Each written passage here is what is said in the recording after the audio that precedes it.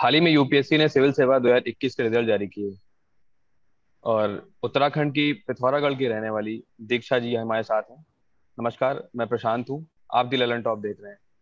दीक्षा जी से बात करते हैं उनकी जर्नी के बारे में और कैसे उन्होंने यूपीएससी की प्रिपरेशन करी और क्या स्ट्रगल्स और क्या जर्नी रही। तो हेलो दीक्षा जी, कैसी हैं? Hello, thank you. I am good. Okay, so पहला क्वेश्चन मेरा ये है कि यूपीएससी करने का क्यों सोचा, आईएएस क्यों बनना था?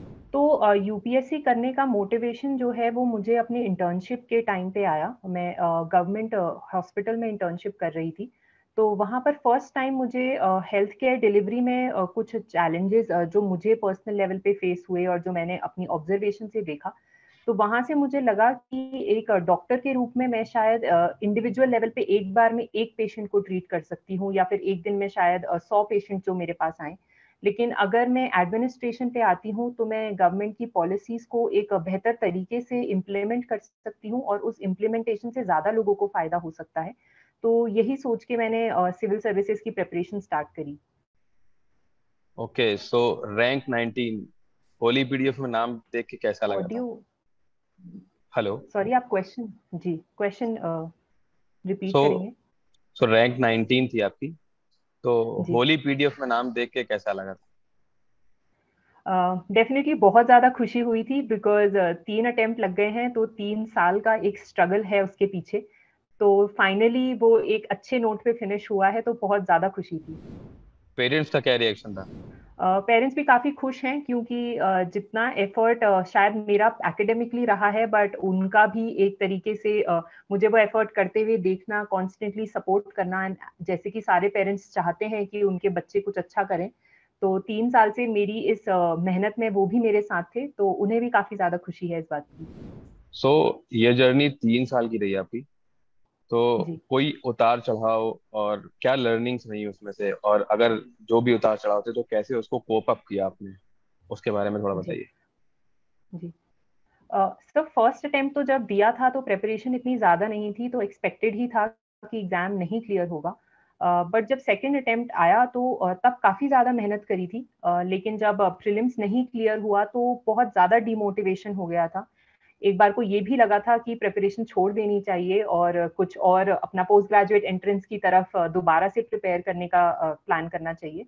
बट उस टाइम पे मुझे लगता है कि मैं काफ़ी अच्छे लोगों से सराउंडेड थी। मेरे पेरेंट्स ने काफ़ी ज़्यादा सपोर्ट किया कि दोबारा अटेम्प्ट ट्राई करना चाहिए। मेरे भाई ने, रजत नाम है उनका, तो उसने काफ़ी ज़्यादा सपोर्ट किया कि नहीं, तुम कर सकती हो, तो तुम्हें ट्राई करना चाहिए और प्रिपरेशन नहीं छोड़नी चाहिए। उसी टाइम पे मुझे एक मेंटर मिले, अनुपम जैन नाम है उनका, तो उन्होंने भी काफ़ी ज़्यादा मोटिवेट किया कि आप अपनी प्रिपरेशन दोबारा स्टार्ट करो। मुझे लगता है कि आप में कैलिबर है और आप अगर ट्राई करोगे अपने सेल्फ करेक्शन करके, तो एग्ज़ाम क्लियर कर सकते हो। तो आई थिंक इन लोगों के मोटिवेशन से एक मुझ में भी एक पॉजिटिव एनर्जी आई कि मैं दोबारा से एक कोशिश और कर सकती हूँ। और फिर मैंने दोबारा अपनी प्रिपरेशन स्टार्ट करी। ओके, आपने मोटिवेशन और पॉजिटिव एनर्जी की बात करी, तो सबका सपोर्ट, फैमिली का सपोर्ट और मोटिवेशन का क्या रोल है इस प्रिपरेशन में? जी। सर, मेरा ऐसा मानना है कि बिकॉज़ एग्ज़ाम इतना लंबा है, 1 साल तो आपका प्रिपरेशन में चले जाता है और फिर 1 साल एग्ज़ाम देने में चले जाता है। तो ऐसे में एक कोई भी ऐसा इंसान, वो चाहे आपका फ्रेंड हो, चाहे आपके कोई मेंटर्स हों, पेरेंट्स हों, जो भी आपको, जिसके साथ आप अपने बिकॉज़ बहुत सारे लो एंड हाई फेजेज़ आते हैं प्रिपरेशन में। कभी टेस्ट में अच्छे मार्क्स नहीं आ रहे हैं, कभी कॉन्स्टेंटली एग्ज़ाम के कोई स्टेजेस क्लियर नहीं हो रहे हैं। तो उस टाइम पे कोई ऐसा आपके साथ हो जिससे आप अपने फीलिंग्स को शेयर कर सकें और वो आपको साथ ही साथ मोटिवेट भी करे कि अगर लो फेजेज़ हैं तो आप लगे रहें और अपनी प्रिपरेशन ना छोड़ें। और बहुत ज़्यादा हाई भी कभी हो जाता है, तो उस कंडीशन में भी वो आपको ग्राउंडेड रखे कि नहीं, अभी एग्ज़ाम क्लियर नहीं हुआ है, तो तब तक आपको बने रहना है। तो वो आई थिंक इसलिए इम्पोर्टेंट है कि आपके साथ कुछ अच्छे लोग हों आपकी प्रिपरेशन में। मतलब ज्यादा हवा में उड़ने की जरूरत भी नहीं है और जी। डिमोटिवेट फील अ, करने की जरूरत भी नहीं। जी, डेफ़िनिटली एक फ़ोकस रहना है जब तक आपका फाइनल लिस्ट में नाम ना आ जाए, बिकॉज़ एग्ज़ाम खुद में भी बहुत अनप्रेडिक्टेबल है। तो इसलिए बस फ़ोकस कर में रहना है, बाकी और चीज़ों पे ज़्यादा डिस्ट्रैक्ट होना नहीं है प्रिपरेशन में। अच्छा दीक्षा जी, थोड़ा अपना बैकग्राउंड बताइए यूपीएससी से पहले का। मतलब बहुत लोग जैसे बोलते हैं कि मैंने स्कूल में ही सोचा था कि आईएएस बनना है, जी तो क्या ऐसा कुछ था? जी। सर स्कूल में आईएएस बनने का एकदम ऐसे नहीं सोचा था, बट डेफिनेटली एक छोटे रूरल हिली एरिया से मैं आती हूँ। तो वहाँ पे छोटा डिस्ट्रिक्ट है, तो एक एडमिनिस्ट्रेटर, एक डिस्ट्रिक्ट मजिस्ट्रेट के फिगर को हमने हमेशा आइडलाइज तो किया ही है। तो वैसा लगता था कि कुछ ऐसा बड़ा हमें भी करना है किसी दिन। बट एग्जाम किस तरीके का होता है, कैसे कंडक्ट होता है, ये सारी जो भी इंफॉर्मेशन थी वो मैंने इंटर्नशिप के टाइम पे ही पता करी, और फिर उसके बाद प्रिपरेशन स्टार्ट करी। Okay okay okay. So UPSC preparation कब स्टार्ट करी थी आपने? और अटेम्प्ट्स, सारे अटेम्प्ट्स का थोड़ा एक ओवरव्यू दीजिए, कैसी जी। डिफिकल्टीज हैं? सर सेकेंड फर्स्ट अटेम्प्ट तो जैसा मैंने पहले भी बोला कि इतना प्रिपरेशन नहीं था, क्योंकि मैं इंटर्नशिप के साथ ही तैयारी कर रही थी, तो इतना टाइम भी नहीं था कि मैं प्रिपेयर कर सकूं। और ऑल्सो मेरे लिए सब्जेक्ट्स थोड़े नए थे, बिकॉज मैं साइंस मेडिकल बैकग्राउंड से हूँ, तो ह्यूमैनिटीज सब्जेक्ट्स आफ्टर स्कूल कभी पढ़े नहीं, स्पेशली आफ्टर क्लास 10। तो वो सब भी एक बहुत लंबा टाइम गैप था, तो वो फर्स्ट अटेम्प्ट तो इसलिए नहीं क्लियर हो सका। सेकेंड अटेम्प्ट में एफर्ट्स तो काफी किए थे, बट मुझे अब जो मैं अब देखती हूँ तो लगता है कि काफी गलतियां भी थी उस अटेम्प्ट में। जैसे कि अगर मैं प्रीलिम्स के पेपर्स सॉल्व कर रही थी, तो मैं माइंडलेसली मैंने 40 पेपर्स सॉल्व कर लिए, पर कभी इस बात पे ध्यान नहीं दिया कि मेरा स्कोर अगर 90 आ रहा है तो वो हर पेपर में 90 to 100 के बीच में ही है, पर वो क्यों इम्प्रूव नहीं हो रहा है कि अगर मैंने 40 पेपर्स अटेम्प्ट कर लिए हैं तो वो एनालिसिस वाला जो एस्पेक्ट था, आई थिंक वो कहीं एक तरीके से मिसिंग था मेरी प्रिपरेशन में। तो बहुत ज्यादा हार्ड वर्क तो डेफिनेटली किया था सेकंड अटेम्प्ट में भी, but what I call, I think probably smart work करना चाहिए था, वो नहीं किया था। तो वो करेक्शन फिर सेकंड अटेम्प्ट के बाद किया। इस बार अपने अटेम्प्ट में ये इम्प्रूव करने की कोशिश करी। इस बार मैंने मॉक पेपर्स काफी लिमिट किए। मैंने सिर्फ 10 to 15 फुल लेंथ पेपर्स दिए, बट जो भी पेपर दिया उसको एनालाइज किया कि अगर जो क्वेश्चन बुक में दिया है वो क्वेश्चन गलत ना हो, और अगर हो रहा है तो क्यों हो रहा है। या तो मैंने पढ़ा नहीं है, या मुझे कॉन्सेप्ट समझ नहीं आया है। तो उस तरीके के सेल्फ करेक्शंस जो मैंने किए, उन सबसे प्रीलिम्स में काफी ज्यादा हेल्प हुई। दूसरा, एक सीसैट पेपर जो 2 रहता है, उसको भी इस बार मैंने काफी फोकस किया उस पे। तो क्योंकि मैथ अगेन क्लास 10th के बाद नहीं पढ़ा था, तो वो कॉन्सेप्ट्स भी ब्रश अप करने की काफी जरूरत थी, तो उस पे ध्यान दिया। और तीसरा एक चीज जो मेरे हिसाब से और इम्पोर्टेंट है, वो एक माइंडसेट भी है, क्योंकि सेकंड अटेम्प्ट के टाइम पे शायद मेरी एंजाइटी इतनी ज्यादा थी, वो प्रेशर अपने आप पे क्रिएट कर लिया था कि एग्जाम नहीं क्लियर होगा तो क्या होगा। तो वो जब एंजाइटी के साथ में एग्जाम हॉल में गई, तो शायद मेरा ऐसा मानना है कि मैंने 2-3 क्वेश्चन तो उसी चक्कर में गलत कर दिए थे, क्योंकि प्रेशर इतना ज्यादा था। मैंने ओएमआर में भी गलत मार्क कर दिया था, और एक क्वेश्चन गलत मार्क करने के बाद मैंने दूसरा भी सब्सिक्वेंटली गलत मार्क किया, इस प्रेशर में कि पहला गलत मार्क हो गया। तो उस तरीके की गलतियां भी इस बार मैंने नहीं करी। I was very calm exam के टाइम पे। ये मैं सोच के गई थी कि अंदर जाके सिर्फ शांति से पेपर सॉल्व करना है, ये 2 घंटे का टाइम सिर्फ मेरा है, और जो भी पढ़ा है उस पर एक विश्वास रख के अपनी नॉलेज को अप्लाई करना है। तो आई थिंक प्रीलिम्स में वो मेरे लिए काफी ज्यादा हेल्पफुल रहा, और इसलिए प्रीलिम्स इस बार क्लियर हो पाया। अच्छा, आपने भी बोला कि ओएमआर में गलत मार्क कर दिया था। तो अगर प्रीलिम्स का जी पेपर कोई देखता है और स्टार्टिंग के ही क्वेश्चन 5-10 क्वेश्चन ही टफ, तो उसको कैसे जी। हैंडल करना चाहिए? सर ये काफी बच्चों के साथ होता है, बिकॉज 4 सेट्स आते हैं तो क्वेश्चंस जम्बल्ड रहते हैं। अगर आपके साथ ऐसा होता है कि आपके सेट में डिफिकल्ट क्वेश्चंस हैं, फर्स्ट 25 क्वेश्चंस, तो आप पीछे से पेपर स्टार्ट कर सकते हैं, डिपेंडिंग कि आपका स्ट्रॉन्ग एरिया कौन सा है। बीच से भी पेपर स्टार्ट कर सकते हैं। ये कोई सेट पैटर्न नहीं है कि क्वेश्चन 1 to 100 तक ही आपने जाना है। आप अपनी स्ट्रेंथ और वीकनेसेस के हिसाब से स्ट्रॉन्ग एरियाज को खोल के पेपर टर्न करके देखें, जहां से लगता है कि आप जिन क्वेश्चन में कंफर्टेबल हैं उसको करें।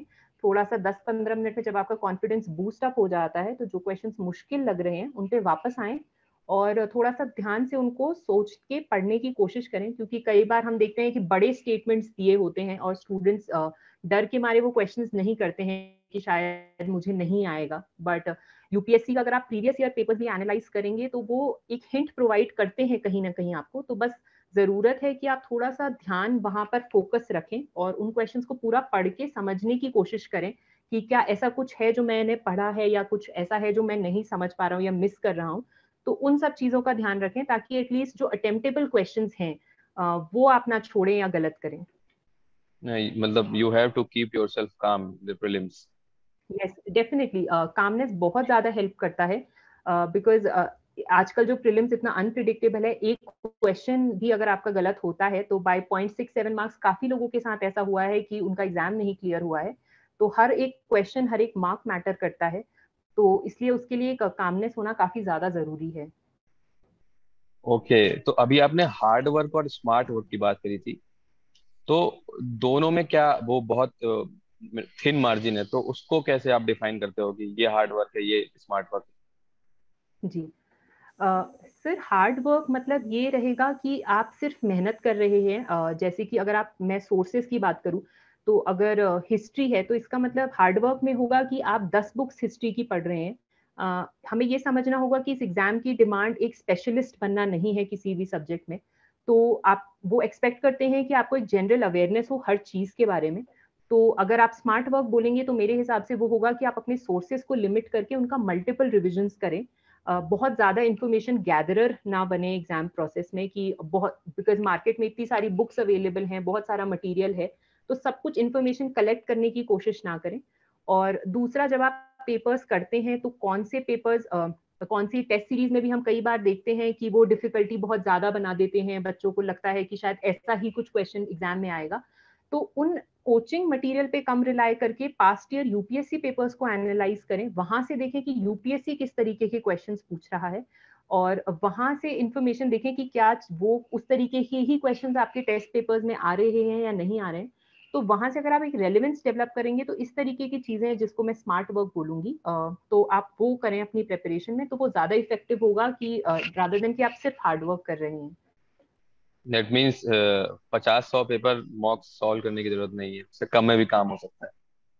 जी, डेफिनेटली, बिकॉज मैंने अपने खुद के एक्सपीरियंस ये देखा है कि अननेसेसरीली सिर्फ मॉक पेपर्स करने से नहीं होगा। एनालिसिस जितने भी आप पेपर्स करें, एक सर्टेन नंबर तो डेफिनेटली आपको करना है कि आप जो भी पढ़ रहे हैं उसका एक सेक्शनल टेस्ट करें, उसके साथ उसके अलावा कुछ 10 to 15 फुल लेंथ टेस्ट करें, जैसे कि आप एक क्लियर रहें कि एग्जाम किस तरीके से अटेम्प्ट करना है, टाइम मैनेजमेंट अपना देख लें।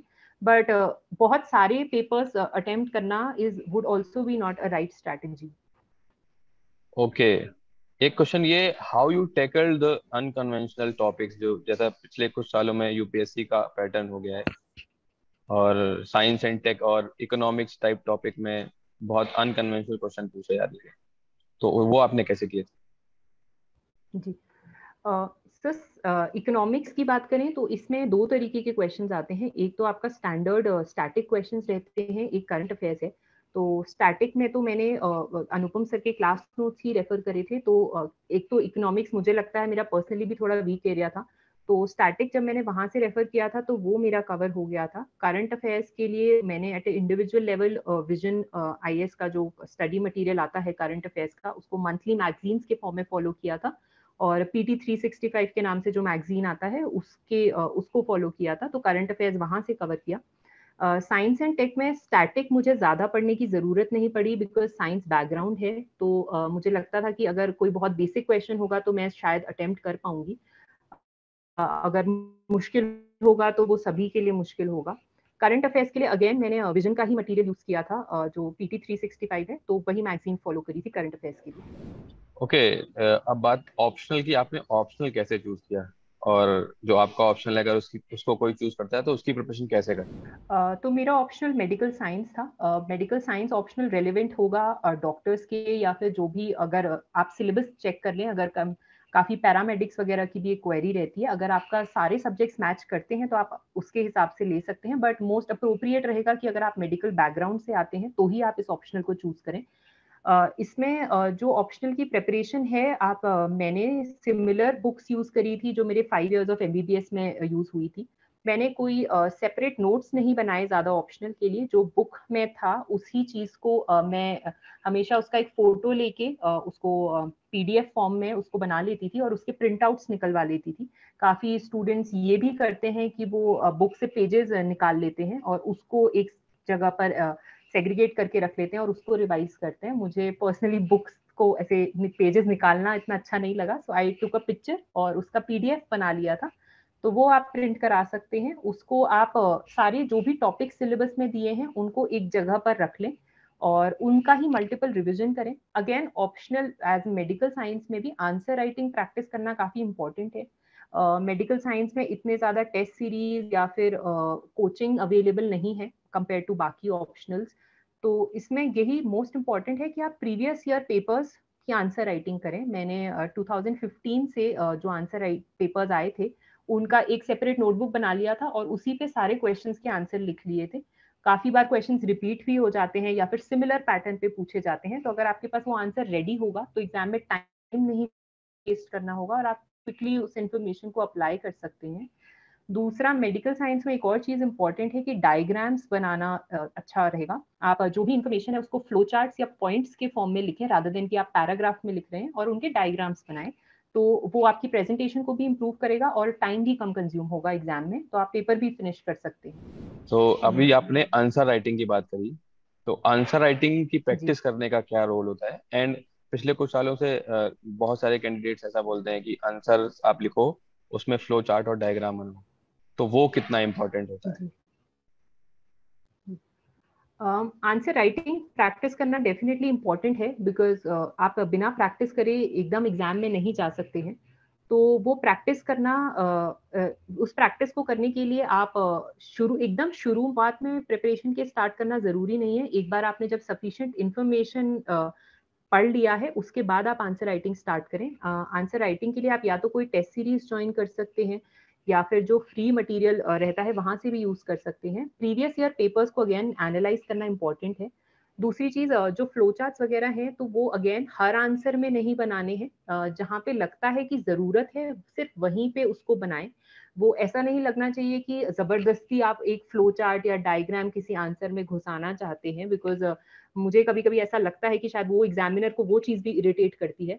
तो देखें कि जहाँ पे वो रेलेवेंट है सिर्फ उसको वहीं पर यूज करें। जहाँ पे लगता है कि पैराग्राफ में आप अपनी ओपिनियन को या अपने आइडिया को बेटर एक्सप्रेस कर सकते हैं तो आप पैराग्राफ के फॉर्म में भी लिख सकते हैं, आप पॉइंट्स का यूज कर सकते हैं। तो मेरे हिसाब से क्वेश्चन की डिमांड को देखते हुए आपको चूज करना चाहिए कि वेदर पैराग्राफ लिखना है, पॉइंट्स लिखने हैं या फिर फ्लो चार्ट या डायग्राम्स का यूज करना है। दैट मीन्स आंसर राइटिंग में भी स्मार्ट वर्क करना जरूरी है। डेफिनेटली, बिकॉज आप माइंडलेसली किसी में आंसर में कुछ भी इंफॉर्मेशन, अगर कोई क्वेश्चन उस तरीके से रेलेवेंट नहीं है और वो फ्लो चार्ट में उतना एक्सप्रेसिव नहीं है और उसका क्लियर ओपिनियन नहीं आ रहा है, तो जरूरी नहीं कि आप उसमें फ्लो चार्ट के फॉर्म में उसको प्रेजेंट करें। ओके, अपना इंटरव्यू का एक्सपीरियंस बताइए, कैसा था? नर्वस थी, क्या था? जी। कैसे क्वेश्चंस पूछे? डेफिनेटली एग्जाम में इंटरव्यू यूपीएससी भवन जाने से पहले तो काफी ज्यादा नर्वसनेस थी, बिकॉज फर्स्ट टाइम था कि इतने सीनियर बोर्ड को मैं फेस करने वाली थी। तो ये प्रेशर तो था कि किस तरीके से होगा, बट अंदर जाके जब सारे एस्पिरेंट्स साथ में थे जिनका इंटरव्यू था तो हम सब एक हॉल में बैठे थे, तो फिर वहां पे जाके एंग्जाइटी काफी रिलीफ हो गई, क्योंकि सबसे बात करके लगा कि सभी नर्वस हैं। तो अपने आप को बस काम रखना है। इंटरव्यू का एक्सपीरियंस काफी अच्छा था। क्वेश्चंस मोर और लेस मेरे जो डिटेल्ड एप्लीकेशन फॉर्म रहता है उसी के अराउंड सेंटर्ड थे। मुझसे मेरा मेडिकल बैकग्राउंड है तो हेल्थ सेक्टर से रिलेटेड क्वेश्चंस पूछे गए, मेरे स्टेट से रिलेटेड कुछ क्वेश्चंस पूछे गए। तो उस हिसाब से क्वेश्चंस ऐसे बहुत ज्यादा अनएक्सपेक्टेड नहीं थे। एंड जो बोर्ड था वो भी काफी कॉर्डियल था। वो लोग रिस्पॉन्ड भी कर रहे थे जिस तरीके से मैं आंसर कर रही थी और जो मैं बोल रही थी उसके बेसिस पे फॉलो अप क्वेश्चंस पूछ रहे थे। तो एक अच्छा एक्सपीरियंस था मेरा इंटरव्यू का। अच्छा, ऐसे क्वेश्चंस तो नहीं पूछे जाते ना इंटरव्यू में, जैसे सोशल मीडिया पर सर्कुलेट करते हैं कि ऐसा पूछ लिया कि आप कितने स्टेयर्स चढ़ के आए थे, कितने बटन्स हैं आपकी शर्ट में, ऐसा कुछ कोई एक्सपीरियंस? डेफिनेटली आजकल ऐसे काफी सारे वीडियोस हम देखते हैं जिसको देख के लोगों को लगता है कि ऐसे क्वेश्चंस पूछे जाते हैं।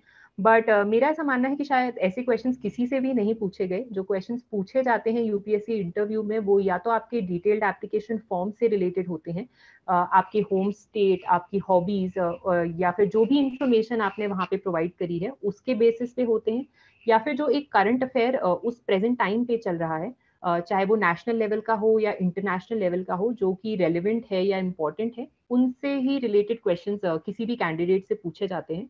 कुछ क्वेश्चंस ऐसे भी हो सकते हैं जो आपके एथिकल नेचर को जज कर रहे हैं। तो कुछ उस तरीके के क्वेश्चंस जैसे कि आपके ओपिनियंस ऑन करप्शन या फिर जो करंट कोई इशू चल रहा है, उस तरीके के ही क्वेश्चंस एग्जाम में पूछे जाते हैं। Okay, what is the role of detailed application form in the interview? So detail application form मेरे हिसाब से बहुत ज़्यादा इम्पोर्टेंट है। उसको फिल भी करना उतनी ही केयरफुली उसको फिल करना है जितना कि आप किसी और स्टेज के लिए प्रिपेयर करते हैं, क्योंकि जो भी इंफॉर्मेशन आप प्रोवाइड करेंगे, जो बोर्ड मेंबर्स हैं वो एक्सपेक्ट करते हैं कि आपको उसके बारे में almost in and out maximum चीज़ें पता हों। अगर चाहे वो आपका होम स्टेट हो, चाहे आपने एक सेक्शन रहता है कि प्राइजेस, मेडल, स्कॉलरशिप, अगर आपने किसी इवेंट के लिए प्राइज लिखा है तो किस तरीके का इवेंट था, because they would want to know कि आप क्या सच में वो एक्टिविटी करते हैं या नहीं करते हैं। या फिर आपकी हॉबीज किस तरीके की हैं, तो वो हॉबीज से रिलेटेड आपसे क्वेश्चंस पूछ सकते हैं।